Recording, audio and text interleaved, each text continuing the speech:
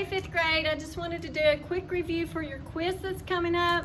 So we'll jump right into it. So the very first thing that you need to remember are the conversions from the Celsius scale and using the Fahrenheit scale. When you're looking for Celsius, make sure that they have given you the Fahrenheit and they tell you they want the Celsius. So you plug that number that they've given you in, which is Fahrenheit.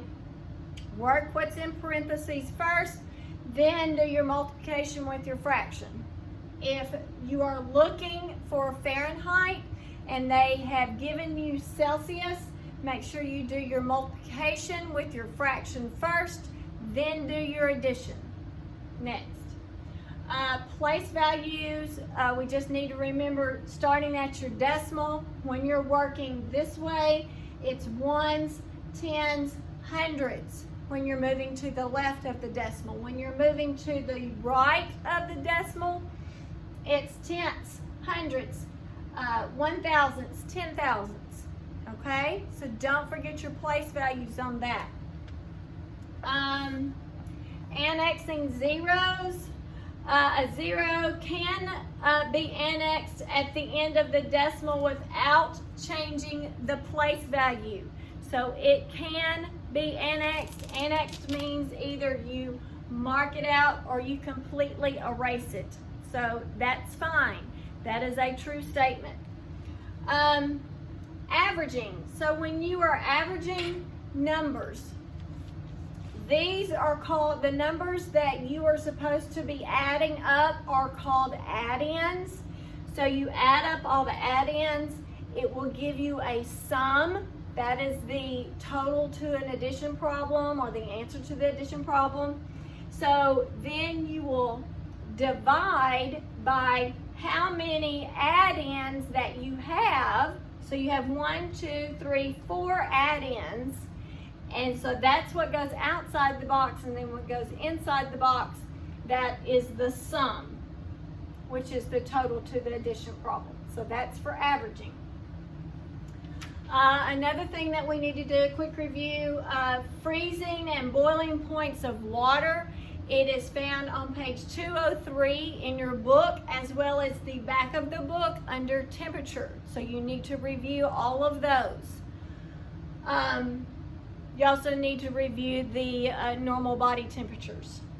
Okay, so the next thing that we need to do is if you have a subtraction problem that has decimals, always just bring that decimal down, the very first thing. Then you need to add a 0 where there's a blank spot. Then you can start your whole subtraction problem. So that would go from a 7 to a 6. That would be a 10. 10 minus 2 is 8. 6 minus 4 is 2. You can't take 6 from 2, so you have to borrow from the 9. So that'll become an 8. That will become a 12 because you're adding 10. And then 12 minus 6 is 6. So it'd be 6.28, which would be your answer.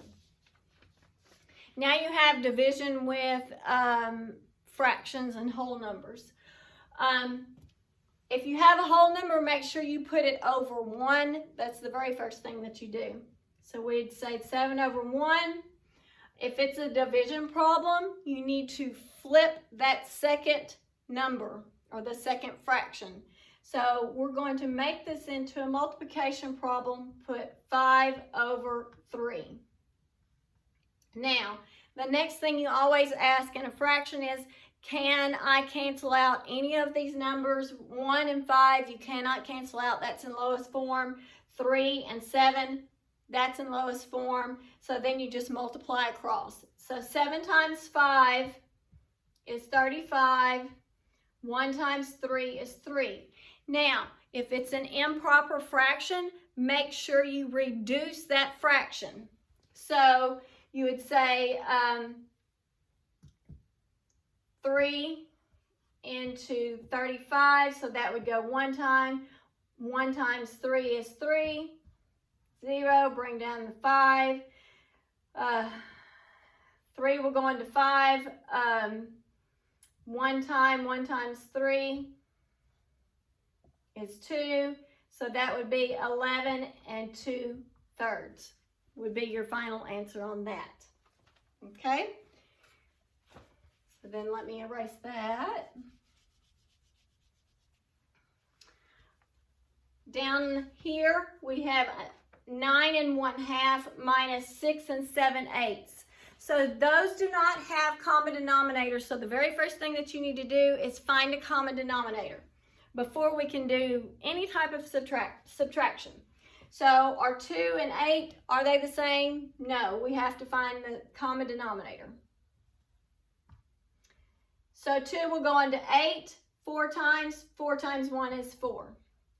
So this is already an 8, so we'll just bring that over. So that would be 6 7/8. Now, can I subtract 7 from 4? No, I cannot. So that makes us have to borrow from the whole number. So we'll borrow from the 9. The 9 will become an 8. This denominator is 8, so that means we need to add 8 over 8 to make our new mixed number.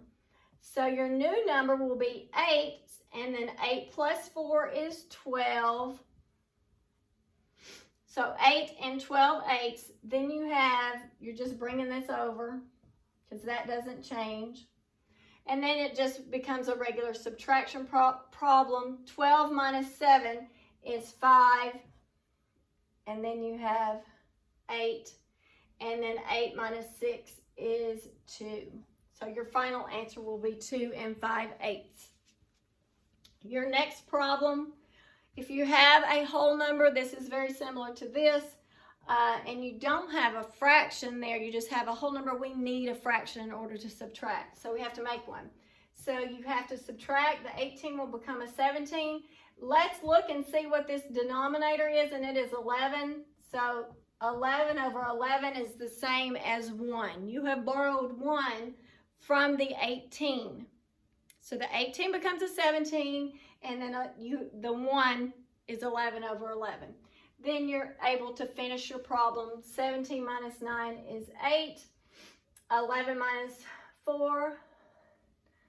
So make sure you put your denominator there.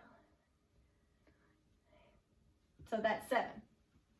Okay, and then let's just go ahead and do a division problem with fractions. 7 over 8. You make it into a multiplication problem. So that becomes 2 over 1 because you're flipping that second fraction. So can I cancel out? That's the next question that you ask. Yes, I can on this one. So 2 becomes 2. 2 will go into 8 4 times. Okay? So then you have 7 times 1 is 7. 4 times 1 is 4. Okay? Now you get back into having a division problem because it's an improper fraction. So 4 will go into 7 one time, and then you would subtract because it becomes a division problem. It would look like that. So whatever your remainder is, that's your numerator, and then you keep the same denominator, so a big 1 3/4. So I hope this helps you for the quiz tomorrow and in any of your upcoming work. I hope you have a great Easter weekend. Thanks, guys. Bye.